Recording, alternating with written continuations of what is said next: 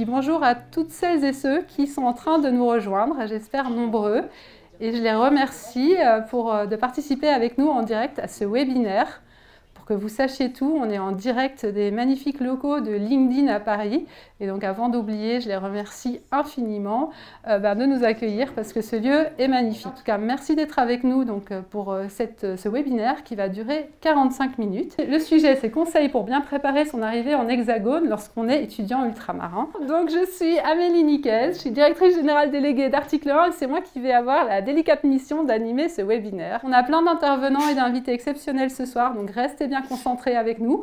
On va parler outre-mer, on va parler sport, on va parler réussir ses études et on va parler de manière plus générale de comment on peut combiner tout ça. Donc tous ces sujets, on les aborde avec nos invités et donc on a une palette de 3 invités exceptionnels qui vont nous accompagner et du coup, je vais les laisser se présenter. Ma première question pour vous, qui va être l'occasion aussi de vous présenter, mesdames, parce qu'on a un panel 100% féminin, c'est de vous demander qui vous êtes et d'où est-ce que vous venez. Donc là, on va faire un petit zoom sur votre enfance, votre adolescence. Voilà, qui êtes-vous? Où est-ce que vous êtes nés? Je vais commencer par Malia Metella, parce que c'est quand même notre championne de la soirée.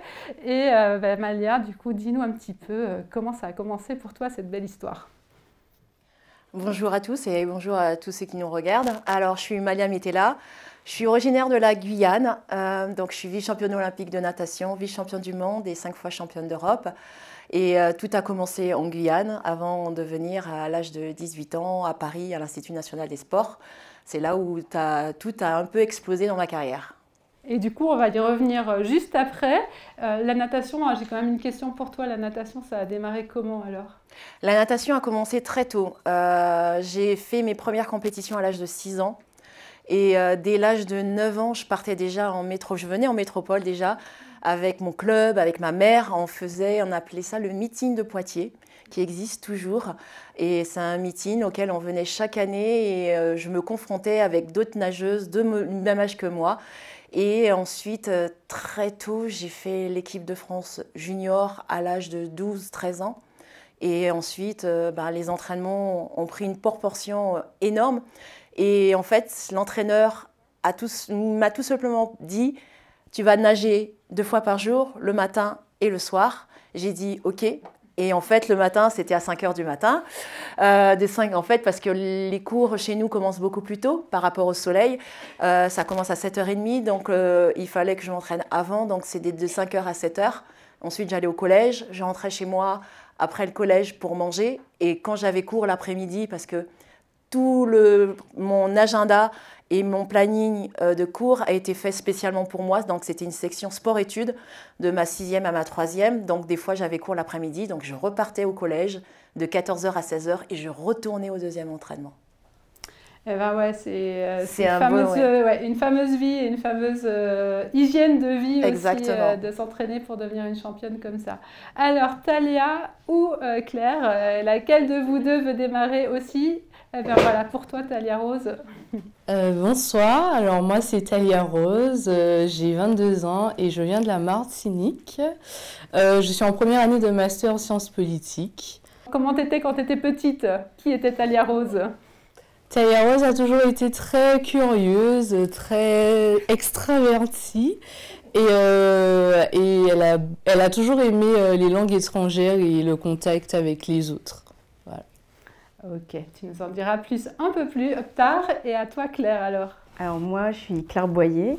Je suis étudiante en droit franco-espagnol. Et j'ai commencé mes études à Madrid il y a 4 ans. Donc ça fait 4 ans que j'ai quitté l'île de la Réunion. Donc née sur l'île de la Réunion et puis de la Réunion passer par Madrid. On va avoir l'occasion d'y revenir un peu plus tard parce que ça doit faire un petit voyage quand même et un petit changement. Justement, on arrive à la deuxième partie. Donc toutes les 3, vous avez ce point commun d'avoir dû à un moment quitter votre territoire, prendre l'avion, faire un long voyage, avoir du décalage horaire, du choc culturel et être loin de vos familles, de vos amis. J'aimerais bien qu'on revienne un peu sur ce moment où il faut prendre la décision, les doutes qu'on peut avoir, comment la famille aussi réagit, parce que vous étiez toutes les trois quand même assez jeunes. Et donc, peut-être Claire, tu as gardé le micro. Est-ce que tu veux nous raconter pour toi comment ça s'est passé, cette décision de partir à Madrid quand tu avais, du coup, j'imagine, 18 ou 19 ans, oui, c'est ça? 18 ans. Et ben en fait, de base, je voulais rester à l'île de la Réunion. Et en fait, sur Parcoursup, je me suis dit, je vais quand même tenter les facs dans l'Hexagone, quoi. Et j'ai vu que j'étais prise pour un entretien à Paris, Paris 1. Et je me suis dit, bon, bah, pourquoi pas. J'ai commencé à m'intéresser un peu à la formation. Mais de base, je voulais vraiment rester avec ma famille et tout, proche de ma famille. Et finalement, j'ai réussi l'entretien et je me suis dit, ah, pourquoi pas finalement. C'est une opportunité incroyable d'être à Paris 1. Donc je me suis dit, je vais peut-être tenter. Et après, j'ai appris qu'on commençait en Espagne avant. Mais moi, j'ai tout appris à la dernière minute. Et je me suis dit, je sais pas. Enfin, je me suis laissée porter un peu par ce qui arrivait, quoi. Et mes parents, ils étaient un peu surpris. Et tout le temps, ils me disaient, ouais, t'es sûre et tout, est-ce que tu veux pas rester? C'est quand même, faut assumer après, il va falloir assumer ses choix et tout. Et je me suis dit, je pense que c'est pas le fruit du hasard et qu'il faut tenter. Et du coup, je suis partie. Donc au départ sur un malentendu, et puis après tu as foncé quand tu as vu cette opportunité. Et dans un instant, elle va nous raconter comment ça s'est passé à Madrid. Mais avant ça, du coup, peut-être Malia, toi, à quel moment, du coup, tu fais un peu ce rythme de vie avec beaucoup d'entraînement?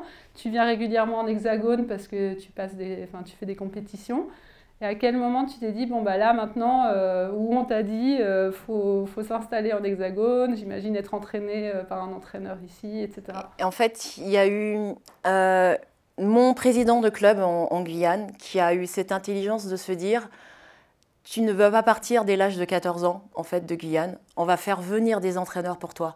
Donc, ils ont fait venir des entraîneurs pour moi de métropole en Guyane pour que je reste auprès de ma famille, pour que j'ai cette maturité, que je comprenne qu'est-ce que vraiment le haut niveau, que je comprenne vraiment si j'étais prête à partir. Et en fait, à un moment, à l'âge de 18 ans, c'est que j'ai passé un cap avec le dernier entraîneur qui, lui, avait décidé de partir. Il ne voulait pas rester en Guyane, il voulait partir entraîner au Canada.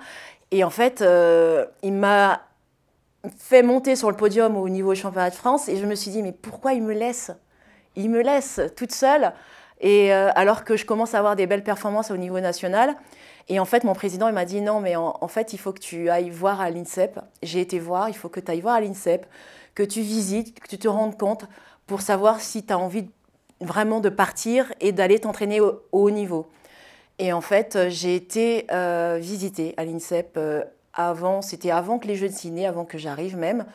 Et j'ai été visiter, j'ai été rencontrer, c'était Daniel Levavasseur, qui était l'entraîneur de Laura Flessel à l'époque, qui s'occupait justement d'accueillir les ultramarins avant de rentrer à l'INSEP. Et il m'a expliqué tout, la démarche, comment ça fonctionnait, le cursus scolaire, la manière dont les entraînements pouvaient se passer, si ça allait pas bien, qu'il fallait venir le voir. Et en fait, je suis rentrée chez moi, en Guyane, et ma mère m'a dit, c'est quand tu seras prête, tu me diras si tu veux partir vraiment ou pas. Il faut savoir que, je ne sais pas, mais par rapport à ce que tu me disais, j'avais beaucoup l'impression que nous, ce sont nos parents qui avaient peur.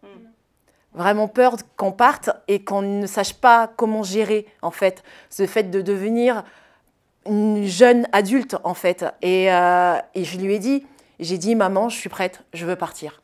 Et donc, c'est là que j'ai décidé de partir et faire mes bagages et prendre mon envol, comme on dit. À toi, Talia, alors, toi, comment ça s'est passé alors? Et est-ce que tes parents aussi flippaient à l'idée que tu partes loin de la Martinique? Alors, pour moi, l'expérience de déracinement, puisque c'est ça finalement, elle a eu lieu l'année dernière, en janvier 2023. Parce que moi, contrairement à mes camarades, je n'ai pas choisi de partir tout de suite après le lycée parce qu'on sortait du confinement. Et c'est vrai que j'avais un peu peur, mais mes parents avaient peur aussi pour moi. Et finalement, je ne regrette pas d'être restée, mais je suis partie après en Erasmus en Espagne, donc à Burgos. Et quand j'étais en Espagne, je me suis dit, ok, là j'ai vraiment envie, enfin je me sens prête à partir et à m'ouvrir à d'autres opportunités hors de la Martinique. Et du coup, quand je suis revenue en Martinique, je suis restée 1 mois. J'ai annoncé à mes parents que je partais, la pilule est passée difficilement. Et après, je suis arrivée à Paris et voilà. Et donc du coup, si je comprends bien, ta technique, ça a été de passer par l'Espagne quelques mois. Tu étais censée revenir et quand tu es revenue, tu leur as dit « bon, maintenant, j'y ai pris goût et ça m'a bien réussi, donc là, je continue à Paris ». Oui, tu peux dire ça. Eh bien, parfait. Eh bien, du coup, on en arrive là, vous êtes toutes les trois, on remonte le temps. Vous êtes toutes les trois dans l'avion, soit pour l'Espagne, soit pour Paris. Qu'est-ce qui se passe déjà dans vos têtes et puis comment ça se passe la vraie vie, les premières semaines, les premiers mois, voilà, disons en Espagne ou à Paris. On va commencer par toi, Thalia. Alors, moi, il y a eu 2 temps forts en partant pour l'Espagne et en partant pour Paris. C'était différent, les émotions étaient différentes. Parce que quand je partais pour l'Espagne, je ne savais pas encore que j'allais partir à Paris et donc je savais que j'allais rentrer chez moi, retrouver ma famille. Donc j'étais vraiment contente.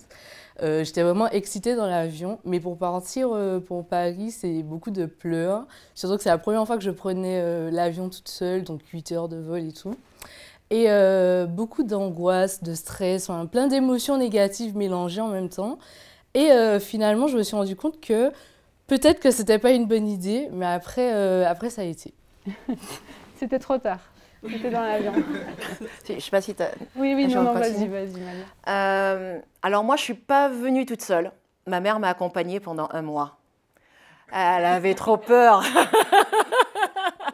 Elle avait trop peur, mais elle voulait vraiment se rassurer. Je pense que c'était elle. Elle avait besoin de se rassurer, de se dire que tout va bien et qu'elle gère et que je gérais toute seule.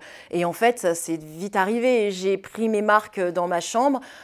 J'étais avec une autre athlète et tout de suite, j'avais mon agenda de cours, d'entraînement. C'est très facile. On a cours de 8h à 11h. Ensuite, on a entraînement de 11h à 13h. Ensuite, on va manger et ensuite, on retourne en cours et ensuite, on retourne à l'entraînement. En fait, tout est sur le même site, à l'INSEP, pour vous expliquer. C'est là où on a le bâtiment où il y a les cours, les bâtiments où on s'entraîne. Dans tout autour, on va dire, c'est en gros 10-15 hectares. Et tous les athlètes mélangés vont en cours ensemble, que ce soit basket, gymnastique, voilà. Il y a un peu de tout et on se côtoie. Et on a tous les mêmes horaires. Et ma mère, quand elle l'a vu de la manière dont ça se passait bien à l'entraînement, ça se passait bien lorsque je déjeunais, elle voyait que je m'intégrais très très bien avec les camarades d'entraînement. Donc, en fait, elle s'est dit, bon, c'est bon, je peux rentrer tranquillement et elle était rassurée. Voilà. Alors moi, elle n'était pas du tout rassurée. Elle est venue avec moi du coup pendant 2 semaines et Dieu merci, elle est venue. Parce que du coup, je suis arrivée à Madrid et je suis arrivée dans un logement qui ne correspondait pas vraiment à ce que... Voilà. Et en plus, il fallait payer en cash, directement et tout. Elle a dit ça, c'est pas possible. Et même, elle avait peur vu que j'habitais avec une dame et la dame, elle n'avait pas du tout le même mode de vie que moi. Et elle s'est dit, ça, c'est pas possible. Donc, bien qu'elle ne parle pas du tout un mot d'espagnol, elle m'a dit, on va aller à une résidence et on va voir. Et même si le logement il était un peu plus coûteux, elle a dit non, je préfère que tu sois là. Il y a beaucoup plus, c'est beaucoup plus sécurisé. Et comme je suis loin et tout, si j'ai un problème, du coup voilà. Mais je pense que c'est important. C'était important qu'elle vienne avec moi. Et c'est là que je me suis dit, peut-être que j'ai fait le mauvais choix et que je suis trop jeune pour pouvoir me débrouiller toute seule. Mais finalement ça va. Il y a un happy end à la fin, dans tous les cas, dans ces belles histoires. Mais justement, tu me fais une transition parfaite, Claire, parce que si on est là aujourd'hui aussi, c'est autour d'un programme qui a Article 1 et qui s'appelle le programme Maison et qui permet d'accueillir donc des étudiants boursiers dans des résidences où ils vont être accompagnés, aidés, développer un esprit de communauté. Enfin, vous allez en parler beaucoup mieux que moi dans un instant. Et justement, depuis 1 an, je pense, là ce sera la 2e année, où on accueille des étudiants ultramarins et on a des places réservées dans ces résidences pour les étudiants ultramarins. Et du coup, Thalia et Claire, vous êtes toutes les deux bénéficiaires du coup de ce dispositif. Et donc, dites-nous un peu comment ça a pu un peu faciliter, j'espère, votre arrivée et comment ça se passe dans une résidence maison. Est-ce que tu veux commencer, Thalia ? Alors, maison, pour le coup, c'est vraiment une maison. C'est un endroit convivial, chaleureux. Et c'est une résidence où on rencontre des personnes différentes de nous. On est accompagné chaque semaine, il y a des ateliers, il y a également des moments conviviaux pour créer du lien. Et j'avoue que quand je suis arrivée à Paris, pas en Martinique. Quand je suis arrivée à Paris, j'avais un peu cette appréhension de me dire que je ne connaissais personne. Et dès qu'on a commencé l'année chez Maison, j'ai rencontré Claire, j'ai rencontré d'autres résidents qui sont là avec nous. Et tout de suite, ça a rendu l'expérience de mobilité beaucoup plus agréable et beaucoup plus facile à digérer, à encaisser, puisqu'on sait qu'il y a des ultramarins donc, qui ont connu le même processus et d'autres personnes qui ne sont pas forcément ultramarines, mais qui également nous intègrent et avec qui on crée du lien. Bon, je pense que tu as parfaitement résumé l'idée de la maison. Est-ce que Claire, tu veux compléter comment c'était pour toi déjà? Comment tu as connu aussi peut-être le dispositif? Parce que comme on vient de se le dire, c'est assez nouveau. Comment tu en as entendu parler? Alors moi, du coup, c'est par le biais d'un ami qui habitait là-bas. Et là, cette fois-ci, j'ai pu venir toute seule directement à la résidence. Il y avait zéro problème. Vraiment, j'ai été accueillie très bien, quoi. Et comme disait Talia, c'est vraiment une maison où on se retrouve, on est tous étudiants, on est tous un peu dans le même panier, loin de nos familles, et c'est bien, quoi. Moi, j'avais des questions. Ah, vas-y. Bah oui, je suis curieuse de savoir, ça me donne envie d'aller dans votre maison, moi. Vous m'expliquez, c'est quoi? C'est vraiment une maison ou c'est un bâtiment? Chacun a sa chambre, il y a des espaces communs. Comment ça fonctionne, en fait? C'est vraiment une résidence. Pour le coup, à Paris, c'est une résidence, mais il y a 2 bâtiments. Et on a chacun notre appartement, comme on dit.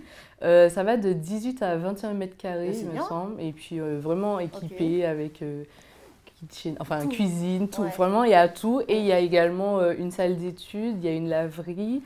Il y a les charges sont comprises dedans. La salle commune, ouais. Et les charges sont comprises dans le loyer, donc ça, c'est bien. Voilà. Et du coup, c'est le moment de la page de pub. Donc, on m'avait justement mis mes petites notes pour que j'oublie rien. On va avoir donc à Bordeaux 60 places disponibles, à Clichy, Paris 40 places disponibles en octobre 2024 et à Paris 14e, Lyon et Rennes une dizaine de places dans chaque résidence. Et donc, c'est pour des étudiants, donc il faut être étudiant. Désolée, Malia. Il faut être ou alternant à la recherche de statut. Voilà, tout est possible. On peut reprendre ces chiffres. Ah, on peut les reprendre. Je vais vous donner ma feuille après, si vous voulez, non? On va les mettre dans le chat en plus. Ouais. On les reprend quand même. On a Bordeaux, 60 places. J'ai l'impression de faire la pub. Clichy, 40 places. Paris 14e, Lyon et Rennes, à chaque fois une dizaine de places.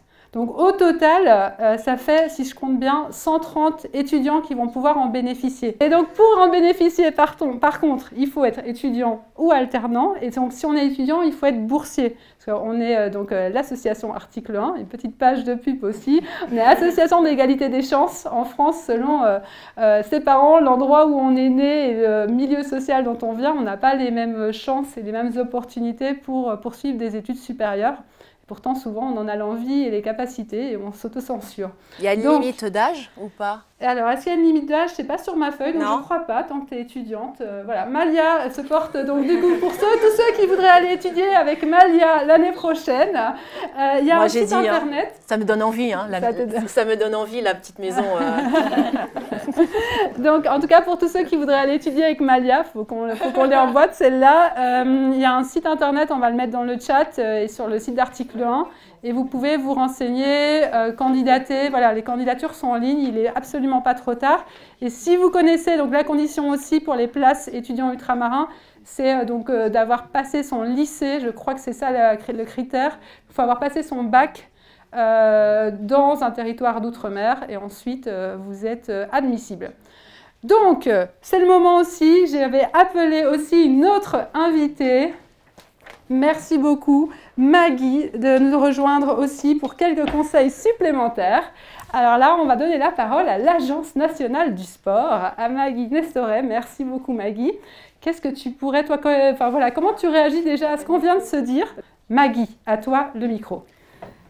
Merci beaucoup. Alors, je suis ravie d'être là. Il y a beaucoup de choses à dire. C'est vrai que ça donne envie, hein, vraiment. Parce que moi, avant d'être à l'Agence nationale du sport, j'étais d'abord en métropole. Après, je suis rentrée en Martinique. Et après, je suis revenue en métropole pour le sport. Je faisais de l'athlétisme. Et c'est vrai qu'on est confronté à une difficulté quand on revient ou quand on vient. Et ça, je trouve que c'est vraiment bien ce que vous faites. C'est quand on veut prendre un appartement. Alors, quand on est sportif de haut niveau, on a la chance d'aller à l'INSEP, par exemple, ou dans des établissements. Mais quand on veut prendre un appartement, quand on est étudiant, eh bien, il y a le problème de la caution. Donc, vous arrivez et puis on vous dit, ben oui, mais vos parents, ils sont où? Ah, ben ils sont en Martinique, ils sont en Guadeloupe et tout. Et donc, l'appartement, en général, vous ne l'avez pas parce que il faut montrer patte blanche. C'est bien le cas de le dire. Et donc, voilà. Donc, je trouve que l'initiative que vous avez, elle est vraiment formidable parce que ça donne envie et ça nous laisse des possibilités en tant que résidents ultramarins ou qui sommes ici, de se dire, ben voilà, on n'a pas ce frein, parce que c'est déjà un frein, c'est déjà compliqué de partir. Moi, quand je suis partie, et pourtant j'avais vécu en métropole, j'étais revenue en Martinique, quand je suis partie, mon papa, il a pleuré, il ne voulait pas me laisser partir. Il ne voulait pas me laisser partir, alors que, bon, voilà. Après, moi, ce que j'ai envie de dire, c'est que, parce que dans mon parcours, j'ai travaillé aussi à la Fédération française d'athlétisme, et je m'occupais de cette partie outre-mer. Et on a beaucoup d'athlètes. Alors, toi, Maïla, tu as eu beaucoup de chance parce qu'il y a eu une intelligence de te laisser d'abord maturer en Guyane. Et nous, on a eu beaucoup d'athlètes en athlétisme qui sont happés par des entraîneurs de la métropole. On leur fait miroiter des choses. Et finalement, on a des gamins qui arrivent et qui ne sont pas prêts. Ils ne sont pas prêts. Et en plus, quand ils viennent au championnat de France l'été, en juillet, en général, il fait beau. Et après, ils se retrouvent, il y en a beaucoup en hiver. Moi, j'en ai eu beaucoup quand j'étais à la Fédération française d'athlétisme, qui arrivent au mois de décembre. Et là, c'est compliqué parce que si je veux prendre un billet d'avion pour rentrer voir mes parents, j'ai pas d'argent. Et puis, c'est la déprime parce que je suis tout seul dans un petit appartement. Et je trouve que ce que vous avez fait là, c'est vraiment bien parce que ça crée des liens. Et parce qu'en fait, quand on est à l'INSEP, Malia, elle le sait, le week-end, les gens, ils rentrent chez eux. Ils vous retournent voir leurs parents. Mais quand on est des Antilles de l'outre-mer, on reste là. Et puis, entre nous, et voilà. Et en fait, je trouve que voilà. Donc voilà, moi, le conseil que je donnais à chaque fois aux athlètes, enfin, plutôt aux athlètes, c'est déjà de bien préparer votre projet. C'est quoi ton projet? Pourquoi tu viens? Est-ce que c'est juste parce que tu as envie de partir de chez toi ou est-ce que c'est parce que tu as vraiment un projet? Alors, quand vous êtes étudiant, là, vous avez vraiment un projet, vous avez un objectif. Mais nous, dans le sport, parfois, on peut se laisser un peu attraper par des sirènes qu'on nous fait miroiter. Et donc, voilà, donc moi, je dis aux athlètes, voilà, il faut que vous ayez un projet. Il faut que tu saches c'est quoi ton plan A et ton plan B. Parce qu'à un moment, si le plan A ne marche pas, tu fais quoi? Donc voilà. Et ensuite, nous, au niveau de l'Agence nationale du sport, alors c'est vrai qu'on accompagne l'outre-mer. Alors on est plus sur des sportifs, mais on peut avoir des étudiants qui font du sport. On accompagne, on essaie de faire en sorte, et c'est ce qu'on avait essayé de faire aussi à la Fédération française d'athlétisme, de mettre en place d'abord les structures sur place pour que les athlètes puissent rester le plus longtemps possible. Ça veut dire travailler mieux avec les universités, pour notamment le double projet, pour ne pas être obligé de s'expatrier et de partir quand on a un projet sportif et professionnel. Donc nous, on accompagne les structures qui essayent de faire en sorte que les athlètes restent le plus longtemps possible sur le département, mais on accompagne aussi sur de l'immersion pour qu'avant que l'athlète y vienne, un peu comme ce que tu disais, avant que l'athlète y vienne faire de temps en temps des petits stages en métropole pour voir un peu c'est quoi la vie en fait. C'est pas juste quand je viens, les vacances et tout ça. En tout cas, ce que tu dis sur bien préparer son projet, je pense que ça s'applique tout à fait aussi à celles et ceux qui viennent pour étudier. Donc merci pour tous ces bons conseils. On va passer du coup justement à la partie un peu conseils et perspectives. Et pour cette partie prise de hauteur, conseils et perspectives, j'ai la joie, le plaisir de passer le micro à Wissem Echi et Amélie Laurent de LinkedIn vont être aussi nos deux autres invités. Alors j'entends un petit signal, on a une question? Ah, alors on va prendre une question le temps qui s'installe. C'est parfait comme on est en plus bien dans le timing. Est-ce que arriver en étant mineur, ça change quelque chose? Ah, est-ce que le fait d'être mineur, ça change quelque chose? Alors je pense que plus tu es jeune, plus ça doit être quand même en effet potentiellement compliqué. Est-ce que vous avez des réactions, les filles? Alors, Moi, je dirais non. Ça dépend de la personne. Si déjà, dans sa tête, il est prêt, que ce soit pour son projet, je pense qu'il soit mineur ou pas. Il y a des personnes qui sont majeures et qui ne sont pas prêts. Et donc, je pense que ça dépend de lui, ouais, ou elle. Voilà. Je suis d'accord. Moi, j'étais avec des personnes qui avaient 17 ans quand j'avais 18, ou même 16 ans. Et finalement, quand tu veux faire des études, c'est pas une question d'âge ou quoi. Après, en tant que parent, puis on revient parent, c'est encore pire. Mais ça, c'est oui, mais ça, c'est la personne qui a eu sa fille sur Parcoursup il n'y a pas longtemps. Mais je pense qu'on peut aussi peut-être vous laisser la parole aussi pour un petit mot sur cette question-là de est-ce que c'est plus compliqué quand on est mineur? Et c'est l'occasion de vous donner aussi le micro. Très bien. Je vous remercie. Bonjour, je suis Faridi Atman, délégué de Mayotte à Paris. Regardez, vous pouvez, regardez, mettez-vous là comme ça, on vous voit de loin. Mais par contre, ne prenez pas trop de temps, hein, parce que là, je coupe. Hein. Non, très très court. Donc, je suis Faridi Atman, délégué de Mayotte à Paris. Et juste avant d'être délégué de Mayotte à Paris, j'étais au ministère des Outre-mer. Donc, j'ai participé notamment à aider, en tout cas, le contrat impact social d'article 1 pour qu'effectivement on puisse prendre en compte les étudiants ultramarins. Et donc pour revenir à la question de quand on est mineur, c'est compliqué. Effectivement c'est compliqué parce que la plupart des résidences n'acceptent pas les mineurs. Des parents dont moi j'ai officié pour la Martinique, la Guadeloupe, la Martinique, pour tous les autres territoires en même temps que Mayotte. Et il est vrai que c'est très très compliqué. Il faut absolument trouver une caution ici, donc un adulte, une personne capable de prendre en charge le mineur en cas de besoin. Sinon, les bailleurs refusent. Merci. Merci pour ce point d'éclaircissement. En effet, je pense qu'il répond à la question. Et donc, je passe sans transition le micro à Wissem. À toi, le micro et le panel.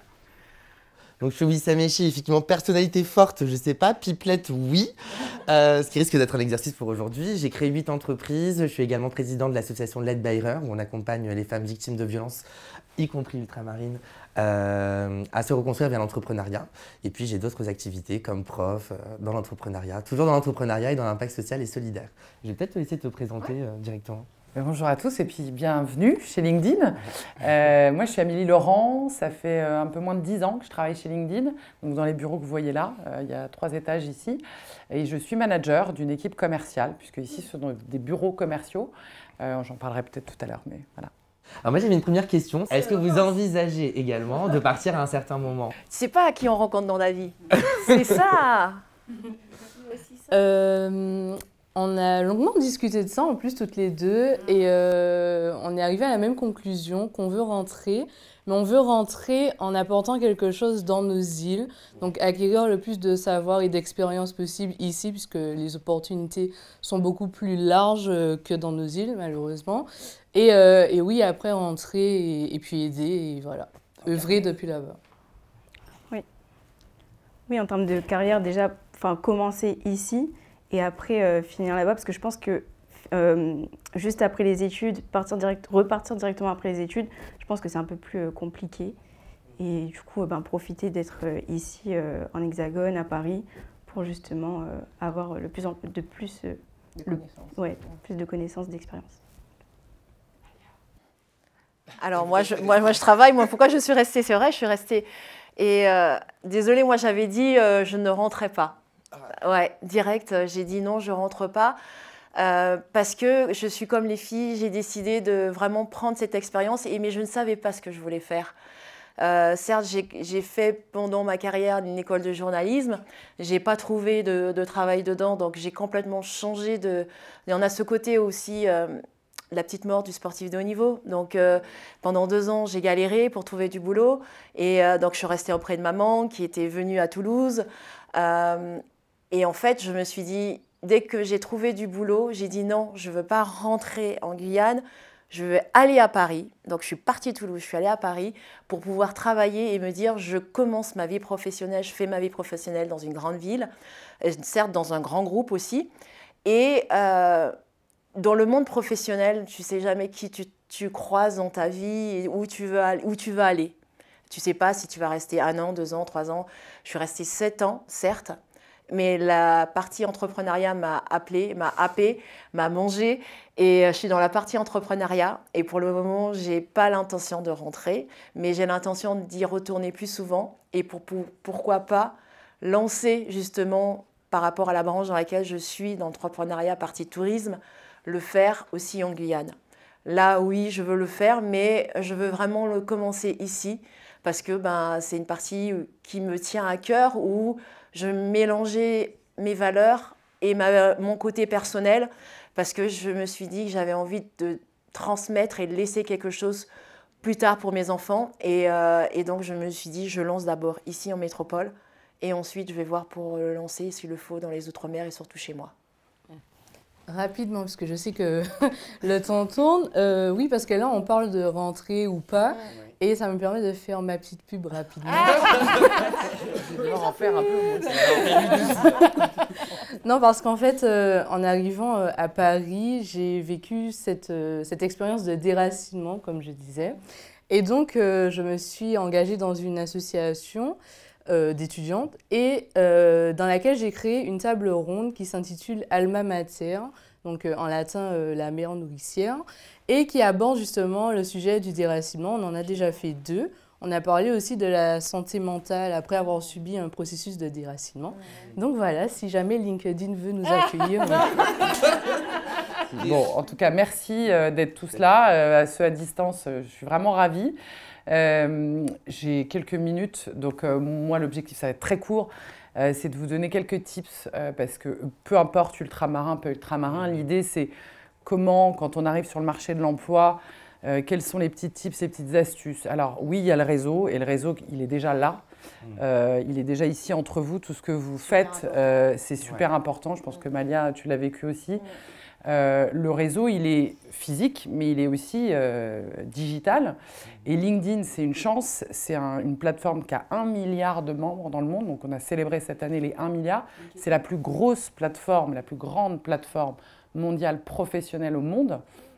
Donc, première chose, c'est créer votre profil. Donc, je suppose, en tout cas là, tout le monde a son profil, j'ai checké. Ici, je ne sais pas, je n'ai pas vos noms, mais j'ai checké. Créer son profil, c'est la première étape. La deuxième, c'est d'être actif, parce qu'un profil LinkedIn, s'il reste juste une vitrine, il ne marche pas, il ne fonctionne pas. Alors, l'activité, ça tient à peu de choses. C'est connecter déjà avec les personnes que vous connaissez, votre entourage. On ne dit pas de se connecter avec des gens qu'on ne connaît pas. Ce soir, par exemple, une fois que vous sortez de cette conférence, ça y est, on se connaît déjà, vous me connaissez, et donc on peut se connecter. C'est important. L'idée, ce n'est pas d'avoir le plus gros réseau. L'idée, c'est d'avoir un réseau de qualité et des gens avec qui vous allez pouvoir derrière créer du partage, de l'échange et pourquoi pas des opportunités professionnelles. Et donc, comment on active au début? Au début, on a un peu peur, on n'ose pas poster, on n'ose pas envoyer des emails, on n'ose pas connecter avec des gens qu'on ne connaît pas. La première chose, c'est qu'on commence par liker, puis on commente. Alors, je ne sais pas dans quelle voie vous allez vous lancer pour ceux qui sont là, mais si vous aimez des entreprises et si le tourisme, par exemple, vous attire, ou le transport, ou l'immobilier, commencez à suivre des pages d'entreprises qui vous intéressent, regardez leurs publications, likez-les et commentez-les. Parce que quand on commente, et ça c'est un petit tips, on a beaucoup plus de chances d'être vu et d'être repéré. Le commentaire, et peut-être vous ne le saviez pas, c'est l'engagement, ce qu'on appelle l'engagement le plus viral sur LinkedIn. Donc commentez voilà, et connectez. Mais ça ne fait pas tout, évidemment. Développer son réseau, c'est une chose, c'est important. Mais on parle aussi de soft skills. Alors j'en parle rapidement parce qu'on a sorti une étude et on en sort régulièrement, puisque avec la base qu'on a, on a beaucoup de données. Et on fait surtout des surveys, des enquêtes auprès de nos responsables RH. Si vous ne le saviez pas, nous ici, chez LinkedIn, notre business model, c'est évidemment les membres, pour ceux qui achètent des premiums, mais c'est surtout les entreprises. Les entreprises, aujourd'hui, elles achètent quoi? Quand moi, mon équipe vend, elles achètent des licences pour aller sourcer des candidats sur la base. Donc, elles achètent des contrats de licences, d'offres d'emploi qu'elles peuvent sponsoriser sur LinkedIn. Donc, moi, mes clients, nos clients, sont des gens qui recrutent. Et donc, si vous n'êtes pas sur LinkedIn, déjà, ils ne peuvent pas vous trouver. Et puis, derrière, ils vont regarder vos profils, ils vont sourcer auprès de... Voilà. Et qu'est-ce qu'ils vont regarder? Et ça, c'est la nouveauté de cette année, dans les études qu'on a faites, c'est que parmi les 10 compétences pour référence être les compétences les plus recherchées.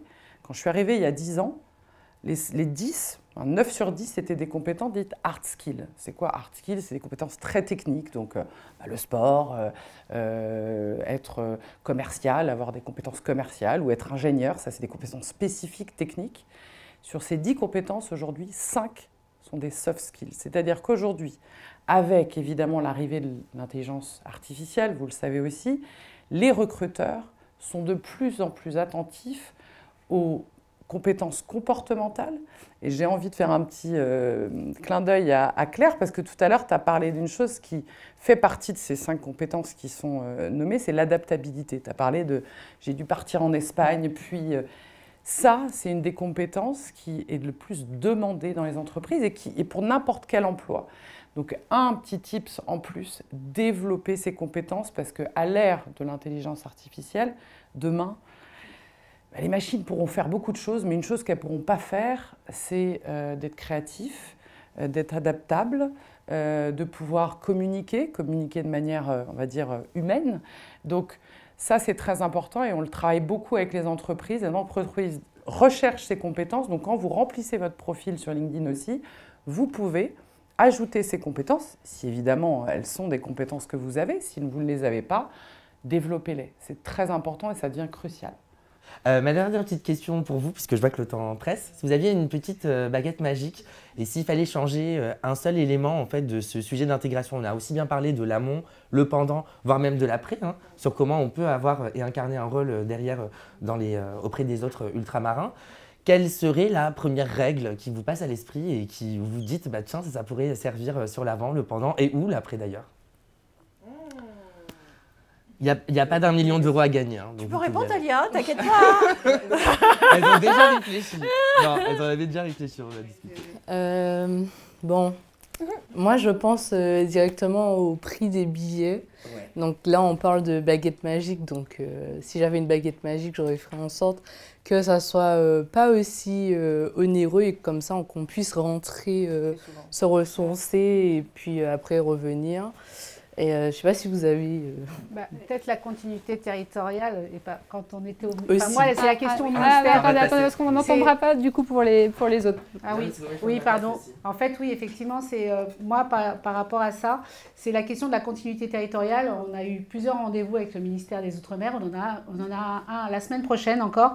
Et moi, c'est la question de la continuité territoriale, parce que quand un gamin, il habite, ses parents, ils sont au Havre, il va prendre son train, il va rentrer le week-end. Ouais.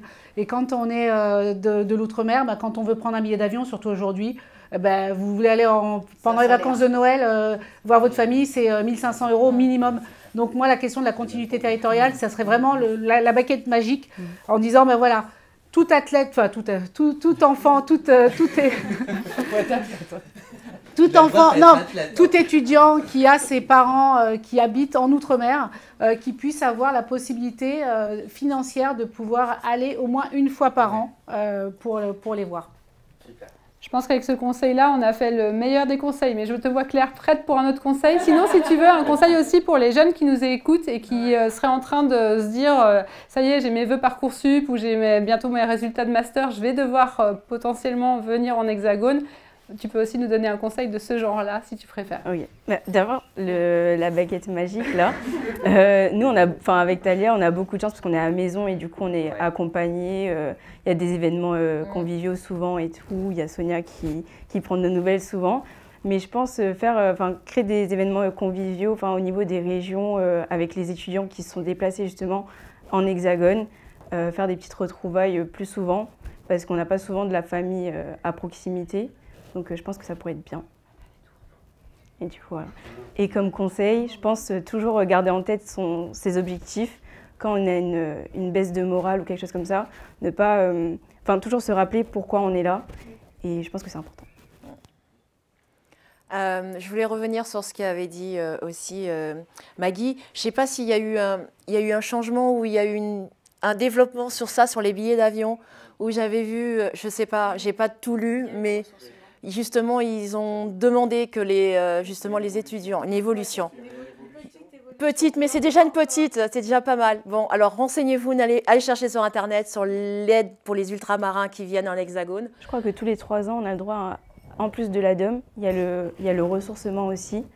On a le droit tous les 3 ans un ressourcement. Du coup, si on veut aller pendant les vacances de Noël. Voilà. Mais bon, c'est que tous les 3 ans, quoi. Avec l'ADOM, désormais, les étudiants peuvent rentrer chaque année. Non, mais ça fait rien. Oui, chaque année, mais elle parlait de Noël, outre le fait de... En tout cas, on a aussi peut-être quelqu'un qui va pouvoir glisser le message dans les oreilles d'Air France. Donc, que personne ne se sente Air visé France, dans il y a la Air mais on a Caraïbes, aussi il y a Next City. Corsair. Ah oui, c'est ça. Mais bon, après, l'un ouvre la voie Oui. et les autres sont obligés de d'ouvrir suivre. la voie. Attends, on en était où du tour de table? Talia, tu nous as donné ta baguette magique. Malia, est-ce que tu as une baguette magique aussi autre que les avions alors? Ouais, c'est compliqué de donner une baguette magique parce qu'on a tous des profils un peu différents et c'est compliqué de leur dire il faut faire ça pour pouvoir s'adapter au mieux. Il n'y a pas de baguette magique. Il faut justement, comme l'a dit Claire, si tu es prêt, tu connais ton objectif, il faut que tu y ailles.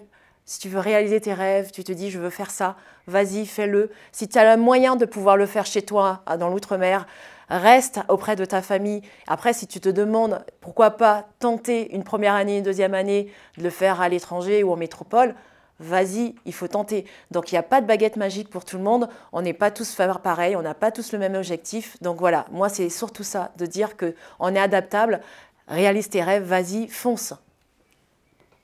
Alors, Wissem a négocié de pouvoir clôturer la 4e séquence, donc je lui passe le micro. Non, mais c'est en vous écoutant, en fait, je me dis que le message global, à travers notamment ce que tu as évoqué, Amélie, sur LinkedIn et les compétences comportementales, quand on parle de structurer un projet, ça reste des sujets de compétences comportementales, de comment je vois de la gestion de projet, comment je le structure, quelles sont mes ambitions, comment je fais pour les atteindre, etc.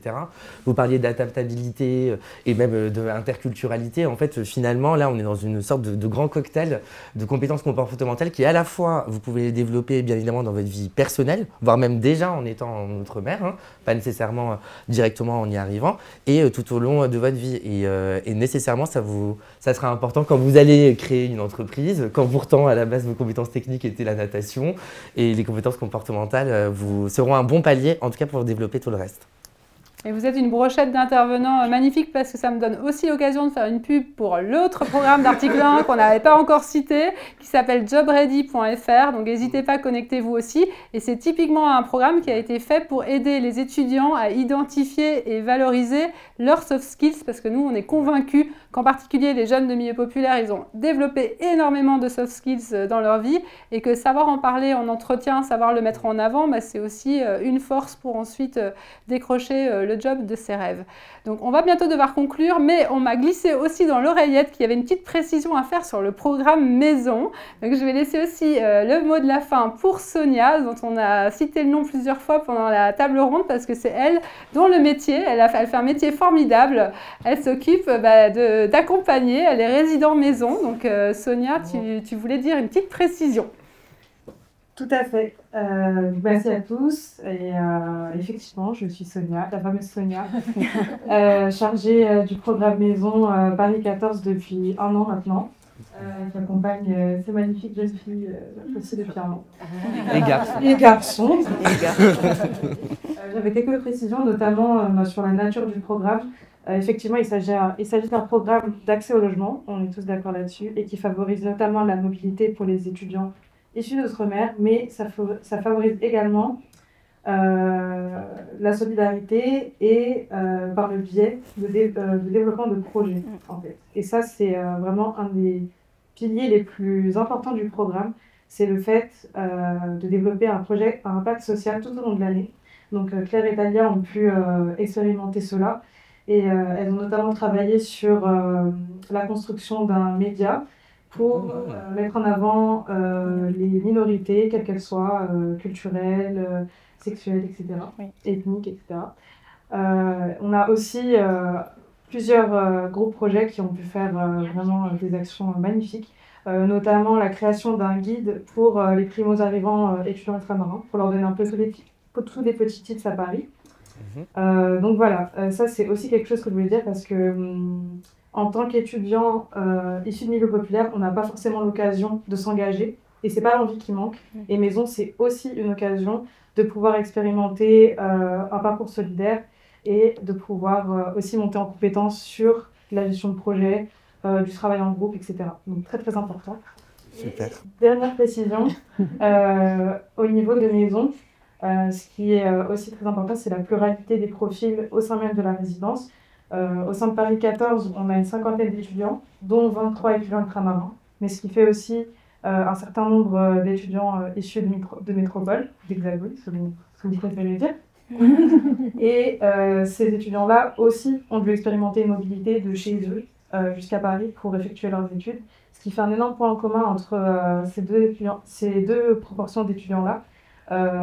Et il ne faut pas croire aussi que c'est tout beau, tout rose. Des fois, il y a justement l'adaptabilité à faire parce qu'on n'a pas forcément l'habitude de vivre avec des personnes avec ce parcours-là.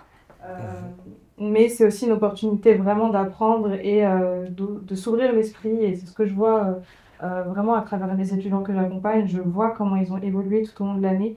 Et je vois les adultes qui deviennent et c'est vraiment magnifique. Donc voilà, je vous invite à candidater.